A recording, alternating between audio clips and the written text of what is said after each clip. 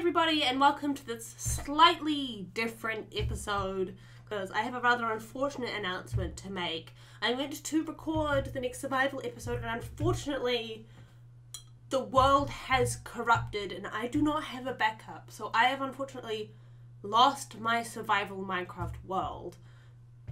What have I learned? Make backups. But because of that, I didn't really know what to upload in this time slot for an episode, so I thought, well, instead of just loading a blank video with me explaining what happened, I thought, why not record the creation of one of my thumbnails, because I thought that might be a bit fun. So here I'm drawing the character art of the little Bitashi character for episode 7 of Vanillacraft. You would have seen this episode already yesterday if you wanted to watch it. If not, you could go watch it now. Why not? And I always based the little character art off of something that happened in the episode. So in this case, it's me crying and freaking out about the fact that I'm being attacked, and I haven't drawn it yet, but I'll be being attacked by a phantom, because in the previous Vanillacraft episode, I almost died to phantoms because I did not know that they could swim. Apparently they are very good swimmers. So currently in the video you can see that I am doing the second sketch. I do first one really fast, really loose sketch to kind of get all the basic shapes done, and then this sketch I'm just refining everything, all the French fries that the limbs are and all that kind of thing. But yeah, so it's just kind of like a simple sketch layer. I duplicate the leg because it's kind of a more difficult shape, and if you've gotten something right, there is no shame in just copying it. Like, what's the point in wasting time trying to redraw it when it's just going to look exactly the same? I would do it in traditional art too if I could. And here you can see I'm adding in the phantom, just using a reference because I tried to draw it from memory and it just looked like a subpar aeroplane and all that kind of thing. The wings gave me some difficulty. I found it hard to make them sit correctly in perspective. Even now with the finished art, I wasn't quite fully happy with it, but I did my best. It's just kind of like a simple drawing because they're going to be quite small on the thumbnail.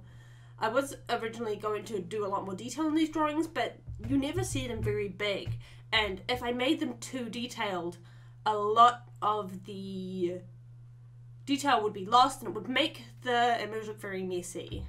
So here I am, I'm going in to do the line art. I use a nice thick outline for the main part to give it like that big, bold cartooniness, but then I use a thinner line for the details of the inside so they don't get too overwhelmed by the thick lines.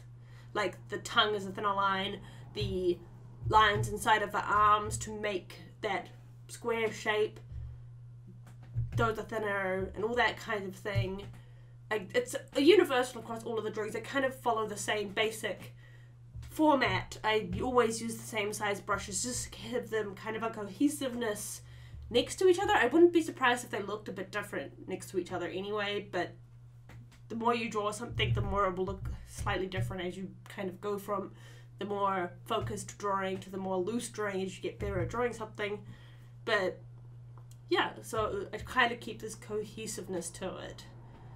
You can see I also duplicated the leg and the line art because, like I said, there's no need to redraw something that might be a bit of a difficult shape if you've already gotten it right once. I'm pretty sure earlier in the video I also duplicated the eye to make them the same size. There's no shame in any of that because the more tips and tricks you learn for any kind of art, the easier it all gets. So in digital art, you can undo things, you can copy things, you can paste things, you can manipulate them, and there's no shame in it. It's all just another tool, just like an eraser is in traditional art.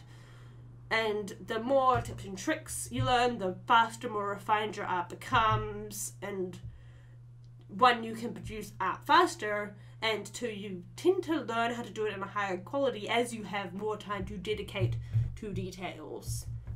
Here I am working on the outline of the phantom. I really was never happy with these wings, but I think they came out okay. The perspective was kind of off for me. I was never quite happy with them, but they were alright.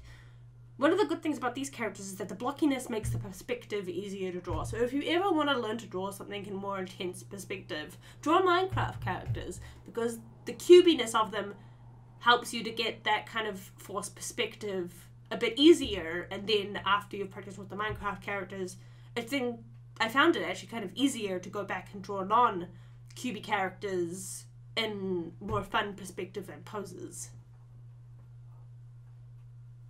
And I started colouring.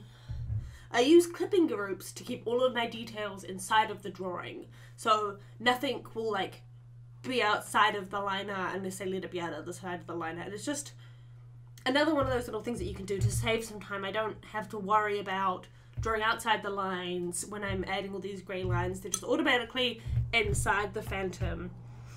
And it's the same with all the details on the bee. I just realised the video for Videocraft will already be up, and I forgot to give Bitashi their little blushes. It's too late to go back now, but things like that happen. You'll realise you missed a little something, and that's okay. We all do that. I think Bitashi's little toe lines and Bitashi's blushes are the two things I always forget the most. And the character always looks a bit off to me without the blushes, but sometimes I just don't catch it in time before I upload the video, unfortunately. So yes, I'm adding the stripes now. This is another thing I get wrong, is the number of stripes. I do a lot of things wrong, but shh, you don't notice. Though now I've pointed it out, you'll probably notice them more than anything else. Like on the legs, there's meant to be one big stripe and 3 little stripes, but I keep always doing 1 big stripe, 2 little stripes. And it's just, I mean, I have an example in the bottom corner of this video right now. You can see on the legs, and you can see the little toes and the blush I always forget as well, but it's okay. Like the generalness is there. You can look at them, you can recognize them as the character. That's kind of the point. The point of the characters in the thumbnails is that you guys, when you see the video, you see the character, you see the same text that I always use in the colors you can go, that is a Utashi Minecraft video without really any information except for seeing the character. And I think that's a really important part of branding, because like when people say branding, the first thing that often comes to mind tends to be merchandise, but branding can also be very important in the sense that it makes you recognizable. So the character and my drawing style makes my videos immediately recognizable as mine. And it just kind of helps to... So if you've got someone who's a fan, whether they're looking at their subscriptions or their suggested videos, they'll be able to see that and immediately go, oh, here's a video from that YouTuber that I kind of like, and they'll be able to watch another video of yours. And here I am just kind of constructing the thumbnail itself. I have this text already laid out for me to copy and paste the words together and then put them onto the screenshot, which I get from another piece of the episode. So both the character and the screenshot in the background will be related to the episode they're about to watch. So you can see the storage room in the background, and then me being attacked by the phantoms, 2 things that happen in the episode. And it just creates this cohesive kind of like billboard for what is in the episode. And that's just kind of how I make my thumbnails. It's quite simple, really.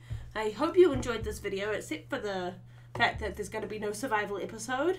Hope to see you all next time. See you. Beanie says bye too.